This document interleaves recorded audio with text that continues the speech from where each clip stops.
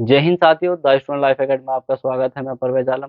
दोस्तों, जैसे कि आप सभी जानते हैं कि हमारा इंडियन ज्योग्राफी का एक जीएस बैच चल रहा है और इसी के अंतर्गत आज हमारी नेक्स्ट क्लास है। और नेक्स्ट क्लास में हम क्या करेंगे, आज भारत का भूगोल पढ़ेंगे। और भारत का भूगोल जो पढ़ रहे हैं उसमें हमारा जो टॉपिक होगा आज का क्या होगा, तो यहाँ पर हम जो पढ़ रहे हैं, क्या पढ़ रहे हैं,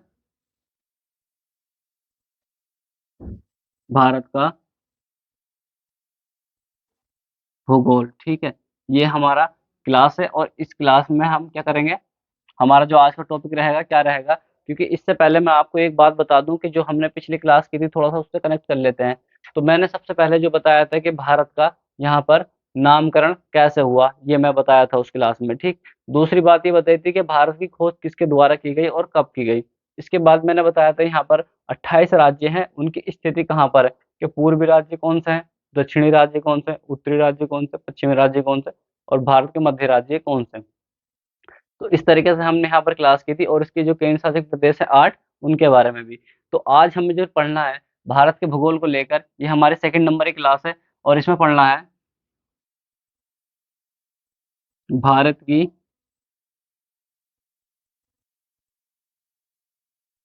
अवस्थिति एवं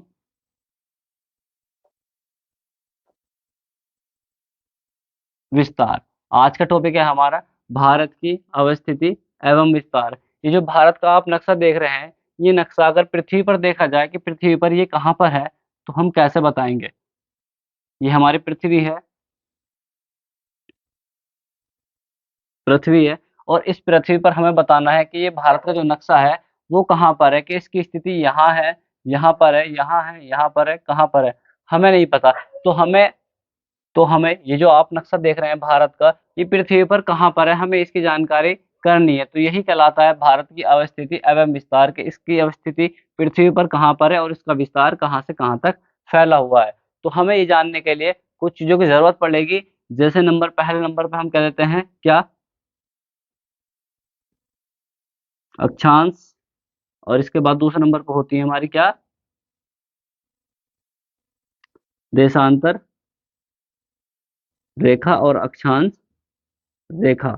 अब इन अक्षांश और देशांतर रेखाओं के आधार पर ही हम बता सकते हैं कि हमारा भारत की अवस्थिति पृथ्वी पर कहाँ पर है। और यही जानने के लिए हम क्या इस्तेमाल करते हैं, आज जीपीएस का इस्तेमाल करते हैं। और जीपीएस जो काम करता है वो अक्षांश और देशांतर के आधार पर ही काम करता है। अगर मान लो हमें किसी पर्टिकुलर क्षेत्र के बारे में जानना होता है, तो हम उस शहर का नाम डाल देते हैं और शहर का नाम डालते ही तुरंत उसका एक मैप खुलकर आ जाता है। तो सेम कंडीशन हमें यहाँ अप्लाई करनी है कि हमें पृथ्वी पर देखना है कि हमारा भारत कहाँ पर है। तो हम क्या करते हैं कि हम गूगल पर सर्च करते हैं भारत, और भारत टाइप करने के बाद वो क्या होता है कि तुम्हें एकदम से ले जाके वहां पर उसके नक्शे पे इस तरीके से नक्शा आपको दिखा देता है। तो हमें यही तो जानना है कि ये जो भारत है वो पृथ्वी पर कहाँ पर है। तो पृथ्वी पर जानने के लिए हम सबसे पहले इस्तेमाल करेंगे अक्षांश और देशांतर रेखाओं का। तो ये जितनी भी रेखाएं खींची गई है, ये क्या खींची गई है, ये सब काल्पनिक रेखाएं। और इन काल्पनिक रेखाओं के आधार पर ही हम बताते हैं कि कौन सा देश कहाँ पर है और उसकी स्थिति कैसे कैसे है। तो सबसे पहले यहाँ पर अगर देखा जाए कि पृथ्वी है, तो पृथ्वी को सबसे पहले वैज्ञानिकों ने क्या किया, एक रेखा यहाँ से ड्रॉ की। और यहाँ से एक रेखा ड्रॉ करने के बाद क्या हुआ कि पृथ्वी दो भागों में बढ़ गई। ये जो रेखा खींची गई है ये क्या कहलाती है हमारी, इस तरीके से जो रेखा खींची जाती है, ठीक है, इस तरीके से जो रेखा खींची जाती है क्या कहलाती है, अक्षांश रेखा कहलाती है। ये बात आपकी क्लियर हो गई। तो ये हो गई हमारी 0 डिग्री अक्षांश, अक्षांश रेखा। इसको क्या कहते हैं हम, भू मध्य रेखा कहते हैं। इसको ही क्या कहते हैं हम, भूमध्य रेखा कहते हैं। तो इसे दो भागों में बांट लिया हमने, एक तो उत्तरी क्षेत्र हो गया और एक दक्षिणी क्षेत्र हो गया। तो ये वाला ऊपर वाला क्षेत्र क्या कहलाएगा, उत्तरी,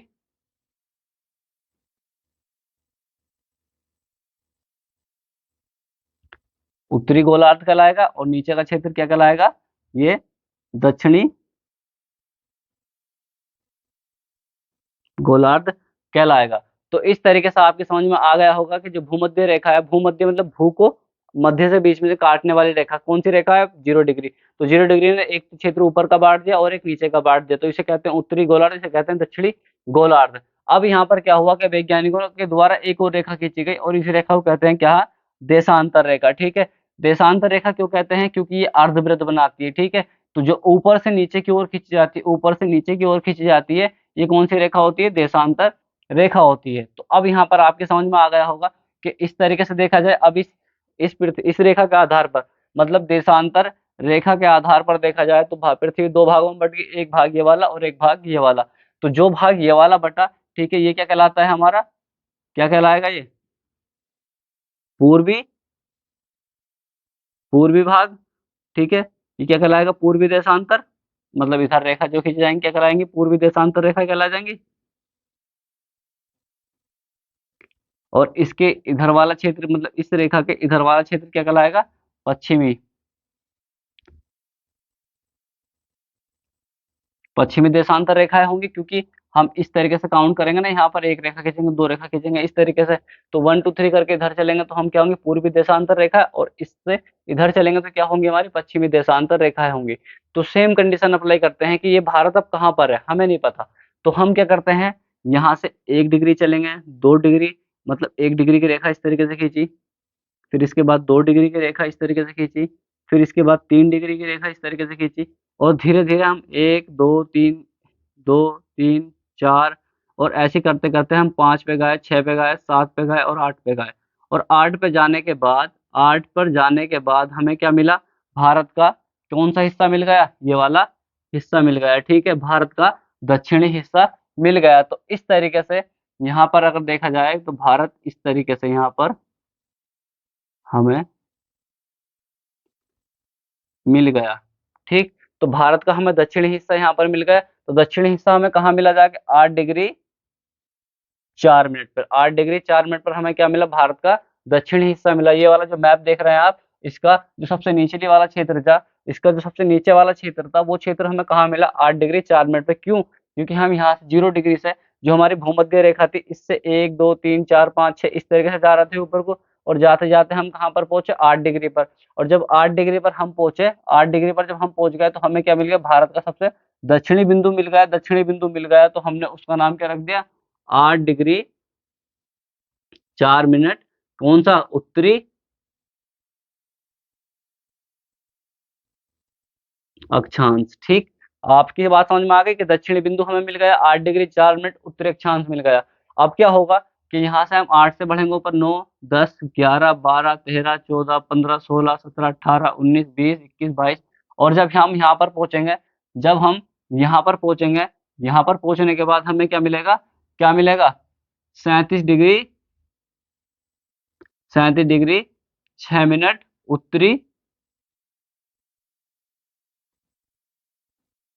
अक्षांश। क्या मिल गया आपको?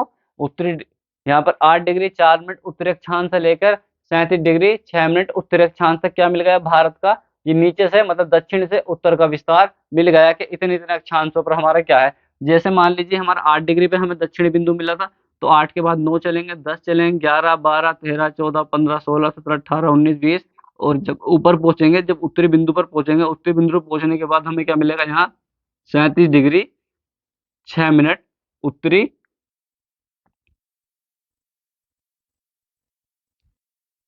उत्तरी अक्षांश। तो आई होप आपकी बात समझ में आ गई होगी कि 8 डिग्री 4 मिनट उत्तरी अक्षांश से लेकर कितना हो गया? 37 डिग्री 6 मिनट उत्तरी अक्षांश तक हमारा ये विस्तार हो गया, जो भारत का हमें मिल गया। ये तो बात हो गई हमारे अक्षांश के आधार पर। और ये कौन से क्षेत्र में? देखो, अगर 0 डिग्री की बात करी जाए, 0 डिग्री से देखा जाए, तो मैंने बताया तो ऊपर का क्षेत्र क्या कहलाता है? उत्तरी कहलाता है। नीचे का क्षेत्र क्या कहलाता है? दक्षिणी कहलाता है। तो उत्तरी अक्षांश तो कहलाएंगे ऊपर की रेखा, नीचे की रेखा दक्षिणी अक्षांश कहलाएंगे। सेम कंडीशन यहाँ पर अप्लाई करते हैं कि मान लो ये हमारे क्या है? 0 डिग्री देशांतर रेखा है। ये 0 डिग्री देशांतर रेखा है, और इसके इधर चलेंगे तो हमें क्या मिलेंगी? पूर्वी देशांतर रेखाएं मिलेंगी, और इस रेखा के इधर चलेंगे तो क्या मिलेगी? हम पश्चिमी देशांतर रेखाएं मिलेंगी। तो हमें क्या करना है? अब यहाँ से 1 डिग्री का कोण बनाएंगे, इस तरीके से खींचेंगे, 2 डिग्री का कोण बनाएंगे, इस तरीके से खींचेंगे, 3 डिग्री का कोण बनाएंगे, इस तरीके से खींचेंगे, और 4 डिग्री का बनाएंगे, इस तरीके से खींचेंगे। तो हमने देखा यहाँ से 1 2 3 4 5 6, और यहाँ पर जब हम पहुंचे, ठीक है, यहाँ पर जब पहुंचे, मतलब कि जो हमारा क्षेत्र जो है, कि भारत का जो हमें पश्चिमी बिंदु था, वो जो मिला हमें कहाँ पर मिला? कहाँ पर मिला जाके? हमें मिला 68 डिग्री 7 मिनट पर। क्या मिला? 68 डिग्री 7 मिनट पर हमें ये वाला क्षेत्र मिल गया। ये वाला क्षेत्र की बात कर रहे हैं हम, ठीक है। ये पश्चिमी क्षेत्र जो भारत का, वो कितने डिग्री पर मिला हमें? 68 डिग्री 68 डिग्री 7 मिनट पर। और ये कौन सा देशांतर होगा बताओ? 0 डिग्री हमारी यह है, तो इधर चलेंगे धीरे धीरे 1 2 3 4 5 और पहुंचे कहाँ पर हम? 68 पे। और जब 68 पे पहुंच गए तो हमें कौन सा अक्षांश मिलेगा? पूर्वी मिलेगा नहीं, क्योंकि इस वाले सारे अक्षांश जितने भी होंगे क्या कहलाएंगे? पूर्वी। और इससे इधर चलेंगे तो क्या कहलाएंगे? हमारे पश्चिमी अक्षांश कहलाएंगे। तो यहाँ पर क्या हो गया हमारा? पूर्वी देशांतर रेखा। ठीक है, ये क्या कहलाएगा? पूर्वी देशांतर रेखा कहलाएगा 68 डिग्री 7 मिनट।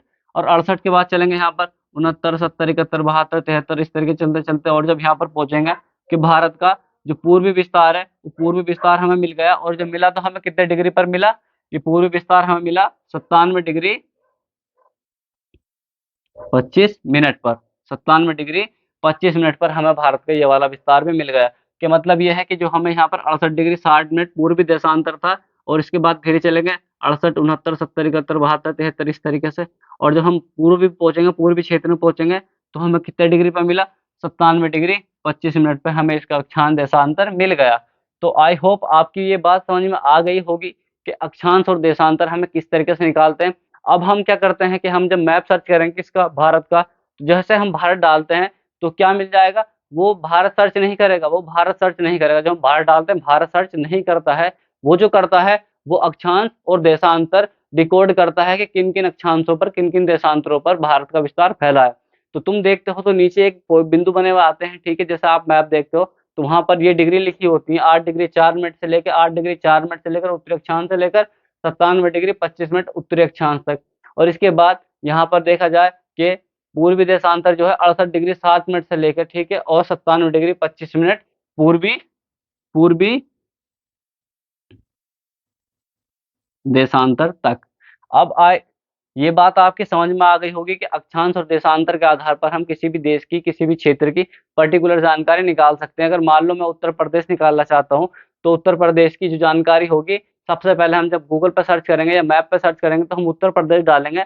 जब उत्तर प्रदेश हम डालते हैं तो जीपीएस सिस्टम क्या करता है कि उसके अक्षांश और देशांतर को कोड करता है, और कोड करने के बाद तुरंत तुम्हारे सामने डिस्प्ले पे क्या कर दिया जाता है? एक मैप प्रस्तुत कर दिया जाता है, जो कि वो प्रेजेंट करता है। तो आई होप ये समझ में आ गया होगा कि आपको अक्षांश और देशांतर किस तरीके से निकालते हैं। अब यहाँ पर देखते हैं कि ये जो हमारा पूर्वी, मतलब उत्तर से लेके, ठीक है, उत्तर में ये वाला क्षेत्र से लेके और यहाँ तक कितनी दूरी है? यहाँ की दूरी कितनी है? तो यहाँ की जो दूरी है टोटल, वो कितने किलोमीटर है? यहाँ पर जो दूरी है कितने किलोमीटर है, और यहाँ पर कितने किलोमीटर है? तो इसकी जो मीटर की दूरी है वो है 3214 किलोमीटर। ठीक है, और यहाँ जो क्षेत्र पड़ता है, यहाँ का जो क्षेत्र पड़ता है, ये वाला बिंदु जो पड़ता है, ये कहाँ पड़ता है? ठीक है, तो यहाँ पर लिख लीजिए आप, ये वाला क्षेत्र जो पड़ता है कन्याकुमारी, ये कन्याकुमारी क्षेत्र है। यहाँ पर जो क्षेत्र है कन्याकुमारी का दक्षिणी क्षेत्र, और यहाँ जो पड़ता है क्या पड़ता है?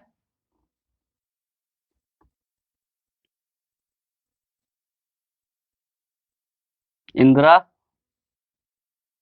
कौल। ठीक है, दिखता नहीं है, अगर दिख भी नहीं रहा तो मैं बोल रहा हूँ, उसे आप लिख लेना, इंदिरा कौल। ठीक है, जो क्षेत्र पड़ता है इंदिरा कौल पड़ता है, और ये कहाँ पर पड़ता है? ये लद्दाख में। क्लियर? ये इंदिरा कोल जो है, इंदिरा कोल से लेकर कहाँ तक इसका विस्तार है? कन्याकुमारी तक है। और इसकी जो दूरी है वो कितनी है? 3214 किलोमीटर, 3214 किलोमीटर। अब इसके बाद बात करते हैं यहाँ पर, यहाँ का जो सबसे लास्ट वाला क्षेत्र है, मतलब भारत का जो पश्चिमी शहर है, पश्चिमी जो क्षेत्र है, उस क्षेत्र का नाम क्या है? यहाँ पर लिख लेंगे, उसका नाम क्या है? गौर मोता। ठीक है, और गौर मोता से लेकर कहाँ तक चलेंगे हम? यहाँ तक चलेंगे। और यहाँ जब आ जाएंगे अरुणाचल प्रदेश में, ये कहाँ पड़ता है? गुजरात में, गुजरात में। ठीक, और ये जो पड़ता है हमारा क्या है? यहाँ पर अरुणाचल प्रदेश है, और इस क्षेत्र का जो नाम है, इस क्षेत्र का जो नाम है क्या है? कीबुतु है। इस क्षेत्र का नाम कीबुतु है, और ये पड़ता है अरुणाचल प्रदेश में। तो आई होप ये समझ में आ गया होगा। अब जैसे हमने इसकी दूरी देखी थी 3214 किलोमीटर, तो इसकी दूरी कितनी है? तो इसकी जो दूरी है 2933 किलोमीटर है। कितनी है? 2933 किलोमीटर इसकी दूरी है। कितनी किलोमीटर दूरी है? 2933 किलोमीटर। कहाँ से लेके? ये गोलमोता से लेकर कीबुद तक कितनी दूरी है? 2933 किलोमीटर है। इस तरीके से आई होप समझ में आ गया होगा कि अक्षांश और देशांतर किस तरीके से निकालते हैं। अब देख लीजिए आप ध्यान से कि हमने ये चीज़ें देख ली अक्षांश और देशांतर, और ये चीज़ें समझ में आ गई होंगी। तो इस चीज़ को मिटा देता हूँ, आप एक तरीके से इसे मैप भी बना सकते हैं।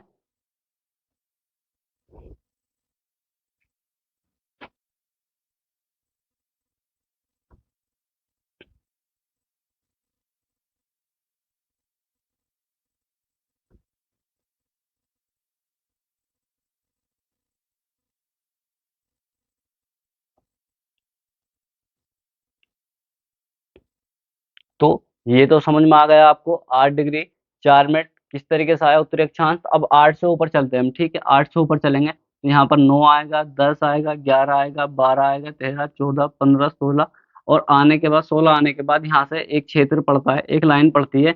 उस लाइन को कहते हैं हम क्या? कर्क रेखा। ये वाली जो रेखा बना रहा हूं मैं, ठीक है, ये जो रेखा बना रहा हूँ इसको कहते हैं क्या? कर्क रेखा।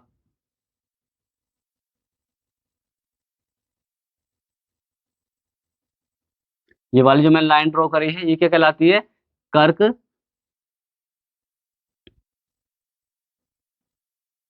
कर्क रेखा। और यहाँ से मैंने शुरुआत करी थी 4 से, 5, 8, 9, 10, 11, 12, 13, 14, 15। तो इस तरीके से ये जो पड़ेगी कितने डिग्री पर पड़ेगी? 23.5 डिग्री पर।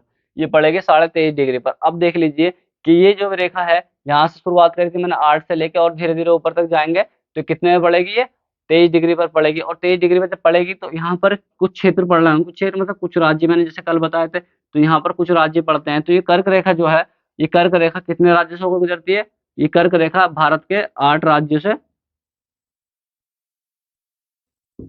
8 राज्यों से होकर गुजरती है, ठीक है ना। 8 राज्य से होकर गुजरती है। अब ये कौन कौन सा राज्य एग्जाम में पूछ लिया जाता है कि ये कर्क रेखा भारत के मध्य से होकर गुजरती है? मध्य का मतलब ये भारत के बीच से होकर गुजरती है। किस राज्य से होकर गुजरती है और किस राज्य से होकर नहीं गुजरती है? तो इस तरीके से क्वेश्चन पूछ लिया जाता है। तो कल मैंने आपको मैप बताया था, तो मैप में ये बताया था कौन सा पश्चिमी राज्य कौन सा है, मध्य राज्य कौन सा है, और पूर्व राज्य कौन सा है, और पूर्वोत्तर राज्य कौन सा है। तो यहाँ पर 8 राज्य हैं, 8 के 8 राज्यों का नाम लिख लीजिए। सबसे पहले जो पड़ता है क्या पड़ता है? गुजरात पड़ता है, गुजरात। दूसरे नंबर पर आता है हमारा क्या? राजस्थान। और राजस्थान के बाद तीसरे नंबर पर आता है हमारा मध्य प्रदेश। और 4 नंबर पर आता है हमारा क्या? यहाँ मध्य प्रदेश। और मध्य प्रदेश से जस्ट आगे आएंगे, अगर मध्य प्रदेश से जस्ट आगे आते हैं तो हमें कौन क्षेत्र मिल जाता है? छत्तीसगढ़ मिल जाता है। क्या मिल जाता है? छत्तीसगढ़। और छत्तीसगढ़ के बाद 5वें नंबर पर आते हैं, तो छत्तीसगढ़ के बाद आता है झारखंड। झारखंड। तो यहाँ पर पड़ता है झारखंड। और झारखंड के बाद आते हैं 6ठे नंबर पे क्या आता है? या पश्चिम बंगाल। पश्चिम बंगाल। और इसके बाद आता है 7वें नंबर पर, क्या आता है यहाँ पर? यहाँ पर आता है मिजोरम। क्या आता है?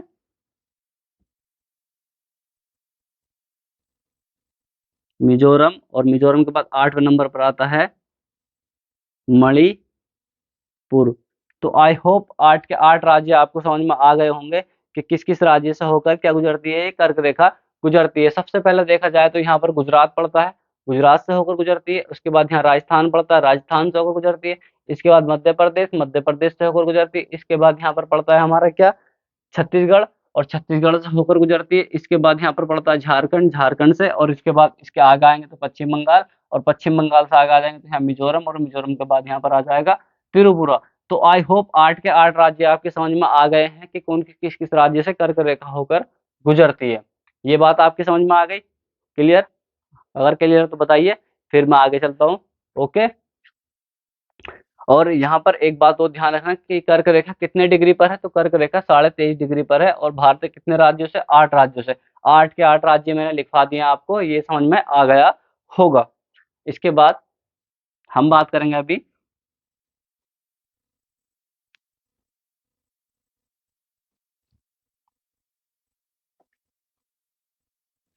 तो जैसे कि तुमने देखा यहाँ पर जैसे तुमने देखा कि 8 राज्यों से क्या होकर गुजरती है, कर्क रेखा होकर गुजरती है। तो सेम कंडीशन अप्लाई करते हैं हम यहाँ पर 1 डिग्री पे और, ठीक है। तो यहाँ पर 68 डिग्री पे आए, 68 के बाद 69 पे, 70 पे, 71 पे, 72 पे, 73, 74, 75। तो इस तरीके से हम धीरे धीरे करते करते आ गए 78, 68 के बाद 69, 70, 71, 72। तो आने के बाद यहाँ पर हमें 1 डिग्री और मिली, 1 डिग्री और मिली, और वो डिग्री कौन सी थी, यहाँ पर, ठीक है। तो 68 के बाद क्या है यहाँ पर, 82.5 डिग्री। 82.5 डिग्री क्या कहलाती है, भारत की मानक समय रेखा। ये भारत की मानक समय रेखा किस तरीके से निकली, ये देशांतर रेखा है, ठीक है। पूर्वी देशांतर, भारत की मानक समय रेखा क्या है, ये पूर्वी देशांतर है। पूर्वी देशांतर क्यों है, क्योंकि 68 डिग्री पूर्वी देशांतर से इधर को चलेंगे, इस वाले क्षेत्र को चलते हैं, तो क्या कहलाता है हमारा, पूर्वी देशांतर कहलाता है नहीं। तो यहाँ पर ध्यान रखना, 68, 68 का 69, 70, 71, 72। तो इस तरीके से हम आगे बढ़ते गए, तो यहाँ पर आने के बाद हमें एक रेखा मिली, क्या रेखा मिली, 82.5 डिग्री, जो कि भारत सरकार द्वारा क्या करके इस रेखा को मान्यता प्राप्त की गई है। और इस मान्यता के आधार पर ही बताया जाता है कि जब इस डिग्री पे सूरज आता है, जब इस डिग्री पे सूर्य आता है, तो इस टाइम क्या होता है, पूरे भारत में क्या बज रहे होते हैं, 12 बज रहे होते हैं, ठीक है। ये देशांतर रेखा जो होती है, देशांतर रेखा जो होती है, समय निकालने में काम आती है, और इन समय के आधार पर ही हम बता पाते हैं कि किस देश में कितना टाइम हो रहा है। तो देशांतर रेखा हमें चल गई पता। तो 82.5 डिग्री भारत की क्या है, मानक समय रेखा है, और वो भी कौन सी है, पूर्वी देशांतर। पूर्वी देशांतर लगा कर रखना है ध्यान से, पूर्वी देशांतर 82.5 डिग्री पूर्वी देशांतर आपको ध्यान में रखना, ये कंपलसरी है। ये एग्जाम में पूछा गया था, अभी हाल ही में पैट का एग्जाम हुआ था, तो कितने डिग्री पे थी, तो 82.5 डिग्री पूर्वी देशांतर भारत की मानक समय रेखा, जो कि भारत सरकार द्वारा इसे मान्यता प्राप्त है, ठीक है। और ये क्वेश्चन बनता है, जो मानक समय रेखा है वो भारत के कितने राज्य से होकर गुजरती है, तो भारत के कितने राज्य से होकर गुजरती है, तो बताइए, आप बताइए, मैं ऑप्शन देता हूँ। पहला ऑप्शन ले लीजिए 2, दूसरा ऑप्शन है 5, तीसरा ऑप्शन है 4, और इसके बाद फोर ऑप्शन है 6। तो बताइए इनमें से कितने राज्यों से होकर गुजरती है, ये क्वेश्चन आपको बताना है, कमेंट से बता सकते हैं, कुछ भी बता सकते हैं, जल्दी बताइए। ठीक है, इसका राइट आंसर जो है, इसका राइट आंसर क्या हो जाएगा, 5 हो जाएगा, ठीक है।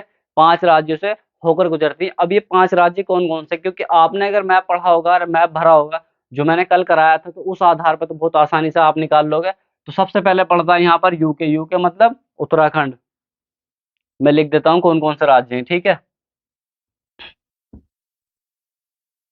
कौन कौन से राज्य लिखिए, यहाँ पर सबसे पहले नंबर पर पड़ता है यूके, यूके मतलब उत्तराखंड। दूसरे इसके नीचे आता है यूपी, और तीसरे नंबर पर आता है क्या, छत्तीसगढ़।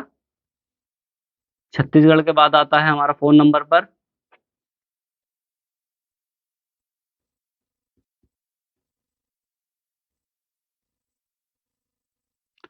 फोन नंबर पर आता है उड़ीसा,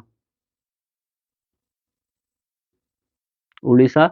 और 5 नंबर पर आता है हमारा क्या, 5 नंबर पर आता है हमारा आंध्र प्रदेश।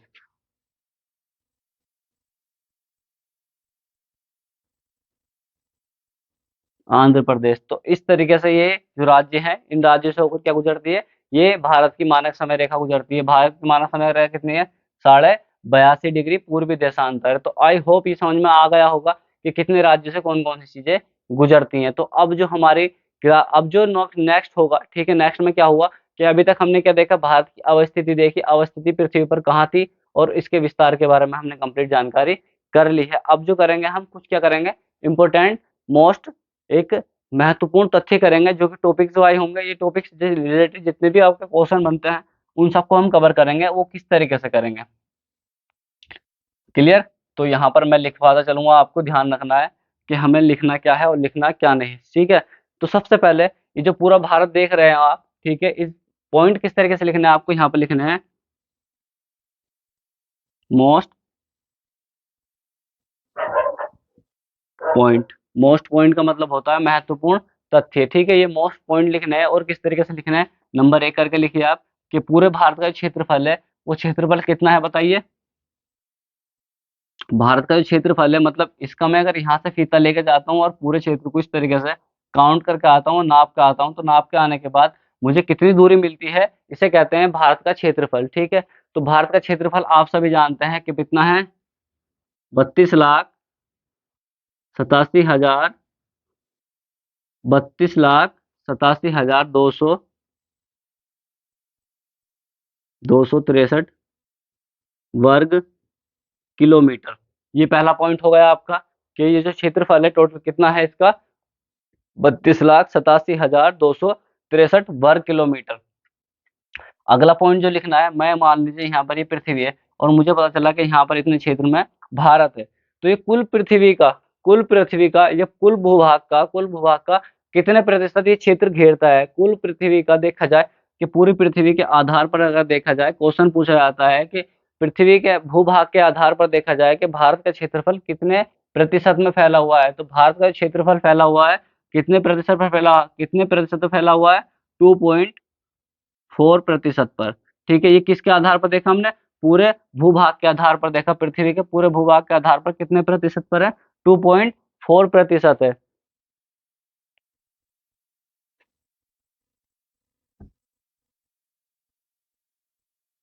और इस तरीके से ये दूसरा टॉपिक, दूसरा पॉइंट हो गया। अब तीसरा पॉइंट देखा जाए कि क्षेत्रफल के आधार पर,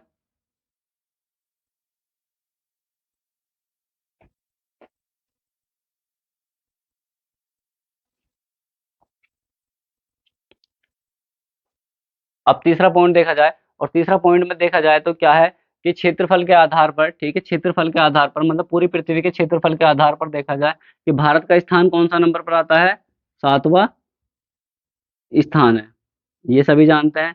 और इसके बाद देखा जाए यहाँ पर फोन नंबर पर देखा जाए जनसंख्या के आधार पर, ठीक है, तो यहाँ पर लिख लेना आपको, जनसंख्या के आधार पर आता है हमारा दूसरा स्थान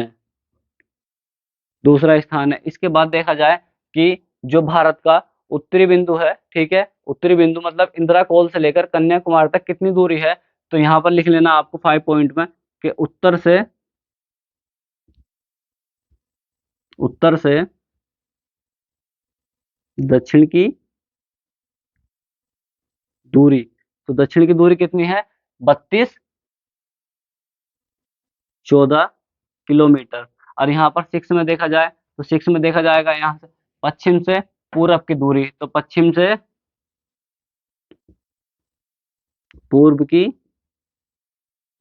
दूरी, तो पूर्व की दूरी कितनी है बताइए, पश्चिम से पूरब की दूरी 2933, तो यहाँ पर 2933 किलोमीटर। तो इस तरीके से हम देखते चले जा रहे हैं पॉइंट टू पॉइंट। ठीक है, अब इंद्र जो उत्तरी बिंदु क्या है, तो उत्तरी बिंदु जो है यहाँ पर 7 में लिखना है आपको कि उत्तरी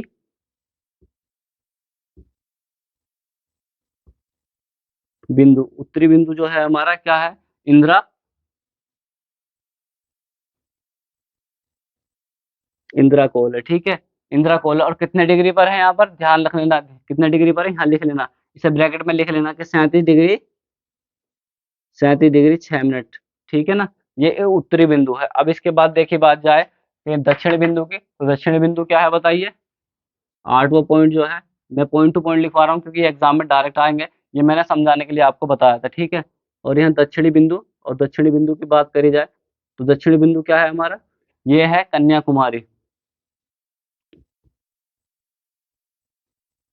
कन्याकुमारी, और ये कितने डिग्री पर, 8 डिग्री 4 मिनट, ये क्या है, 8 डिग्री 4 मिनट पे उत्तरी बिंदु है। इस तरीके से ये पॉइंट आप नोट करते चलिए। ठीक है ना, और ये कर लिया आपने, क्षेत्रफल जो कितना है, 32,87,263 वर्ग किलोमीटर। इसके बाद पूरी पृथ्वी के आधार पर भारत का क्षेत्रफल कितने पे है, 2.4% पे। और क्षेत्रफल के आधार पर भारत का जो स्थान आता है कितने नंबर पर आता है, 7वें नंबर पर, जनसंख्या के आधार पर दूसरे नंबर पर। और जो उत्तरी बिंदु है, उत्तर दक्षिण की दूरी 3214 किलोमीटर है, और उसके बाद पूर्व से पश्चिम की दूरी 2933 किलोमीटर। उत्तरी बिंदु जो है इंदिरा इंदिरा कोल है, और इसके बाद पश्चिमी बिंदु कौन सा है, मतलब दक्षिणी बिंदु कौन सा है, कन्याकुमारी है।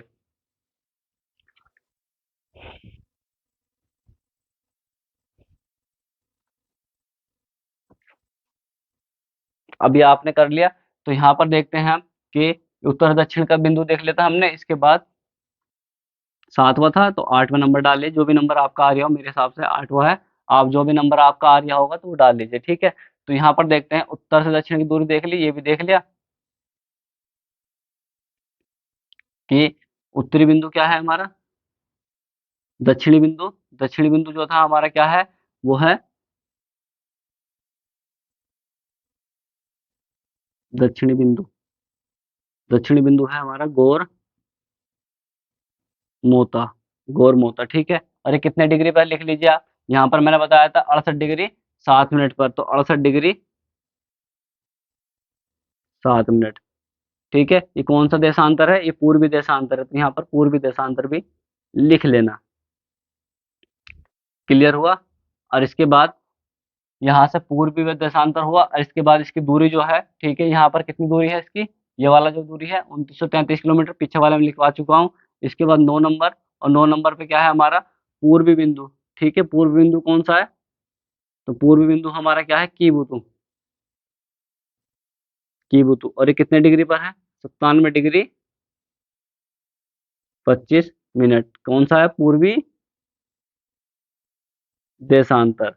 अब ये ध्यान में रखना है, मैं पूर्वी देशांतर क्यों लगा रहा हूँ, क्योंकि यही बदल के देगा आपको, पूर्वी पश्चिमी यही बदल के देगा। इसी बात का आपको ध्यान रखना है, क्योंकि सबसे ज्यादा मोस्ट यही होता है, और इसी से सबसे ज्यादा क्वेश्चन बनते हैं। अभी एग्जाम में है, इसी क्वेश्चन आपको डायरेक्ट मिल जाएंगे, इस बात की गारंटी हमारी है। इसके बाद 10 नंबर। अब 10 नंबर पे पूछ ले जाए कि भारत की मानक समय रेखा क्या है, तो भारत की मानक समय रेखा मैंने आपको बता दी है क्या है, 82.5 डिग्री। तो भारत की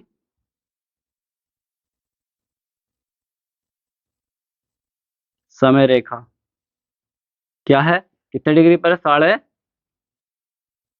82.5 डिग्री पूर्वी देशांतर। इस बात का ध्यान रखना है, ठीक है ना। ये पूर्वी देशांतर है। और ये पूछा जाए कि भारत की जो मानक समय रेखा है, ये कितने राज्य से होकर गुजरती है, तो भारत की जो मानक समय रेखा, 11 पॉइंट से लिखना है, भारत की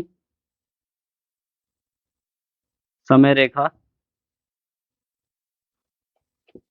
5 राज्यों से होकर गुजरती है। कौन कौन से 5 राज्य, वो मैं लिखवा चुका हूँ आपके, नो टेंशन। और इसके बाद अगला जो है, हमें क्या लिखना है। अब 12 पॉइंट क्या है, 12 पॉइंट को आप ध्यान से देखिए। 12 पॉइंट ये है कि जो कर्क रेखा है, ये भारत के मध्य से होकर गुजरती है, कितने डिग्री पर, तो कर्क रेखा कितने डिग्री पर है, सबसे पहले तो आप ही जान लीजिए कितने डिग्री पर है, 23.5 डिग्री पर। कौन सी रेखा है, कौन सी रेखा बताइए, उत्तरी अक्षांश, तो उत्तरी अक्षांश लिखना जरूरी है इसका आगे, उत्तरी अक्षांश, ठीक है। और इसके बाद कर्क रेखा, जो अगला पॉइंट है, अगला पॉइंट है कर्क रेखा। कर्क रेखा भारत के कितने राज्य से होकर गुजरती है, कितने राज्य से, 8 राज्य से, ठीक है। 8 राज्य से, 8 राज्य से होकर गुजरती है भारत की मानक समय रेखा, वो सॉरी, भारत की कर्क रेखा। कर्क रेखा भारत के 8 राज्यों से होकर गुजरती है, 8 के 8 राज्य आपको लिखवा चुका हूँ, इस बात का ध्यान रखना है। और इसके बाद देखा जाए कि क्षेत्रफल के आधार पर, पूरे क्षेत्रफल के आधार पर, भारत के पूरे क्षेत्रफल के आधार पर देखा जाए कि भारत का सबसे बड़ा राज्य कौन सा है, तो ये 14वां पॉइंट है, भारत का सबसे बड़ा राज्य कौन सा है बताइए। आपको उत्तर प्रदेश लग रहा होगा, है क्या नहीं। उत्तर प्रदेश क्षेत्रफल के आधार पर सबसे बड़ा राज्य है, गलत बात, ठीक है। यहाँ पर जो है राजस्थान, इसका राइट आंसर क्या हो जाएगा,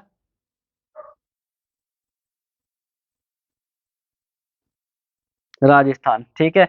कि भारत का सबसे बड़ा जो राज्य है क्षेत्रफल के आधार पर देखा जाए तो कौन सा है, राजस्थान है। और इसके बाद देखा जाए 15 पॉइंट, 15 पॉइंट में क्या है कि भारत का सबसे छोटा राज्य, तो बताइए सबसे छोटा राज्य कौन सा है, गोवा है। तो आई होप ये चीजें आपके समझ में आ रही होगी, पॉइंट टू पॉइंट आप लिखते चलिए डायरेक्ट क्वेश्चन एग्जाम के, ठीक है। और ये मैंने पूरी कोशिश करी गई है कि सारे पॉइंट आपको दे दिए जाए, सारे पॉइंट आपको दे दिए मैंने, कि जितना भी मैंने सब कुछ पढ़ाया वो पॉइंटों में कवर करा दिया, क्योंकि आपके एक तरीके से नोट्स ही बन गए, आपको एक समझ ही विकसित हो गई कि ये किस किस तरीके से आते हैं। तो यहाँ पर क्षेत्रफल के आधार पर सबसे बड़ा राज्य हमारा कौन सा है, राजस्थान है, सबसे छोटा कौन सा है, गोवा है। तो आई होप आपकी ये सब चीज़ें समझ में आई होगी। जो चीज़ आपकी समझ में नहीं आई हो वो मुझसे एक बार कन्फर्म कर सकते हैं। और जो कन्फर्म करना है आपको, जो मेरा यहाँ पर डिस्क्रिप्शन में आपको लिंक मिलेगा, ठीक है, फेसबुक का या पेज का, वहाँ पर जाके आप मुझे मैसेज कर सकते हैं, वहाँ पर आपको इसकी पूरी जानकारी मिल जाएगी। तो आई होप ये चीज़ें आपकी समझ में आ गई होगी कि हमने किस-किस तरीके से करा। अब जो नेक्स्ट टॉपिक होगा, ये हमारा अभी तक भारत के सामान्य परिचय में ही चल रहा था। ये सेकंड क्लास है सामान्य परिचय की। अब जो टॉपिक होगा हमारा क्या होगा, भारत की सीमाएँ होंगी, जो विदेशों से लग रही होंगी, ठीक है? जो भारत के अंदर सीमाएँ होंगी उससे। तो ठीक है, मतलब जो हमारा टॉपिक होगा नेक्स्ट क्या होगा, भारत की प्राकृतिक सीमाएँ और कृत्रिम सीमाएँ होंगी, ठीक है ना?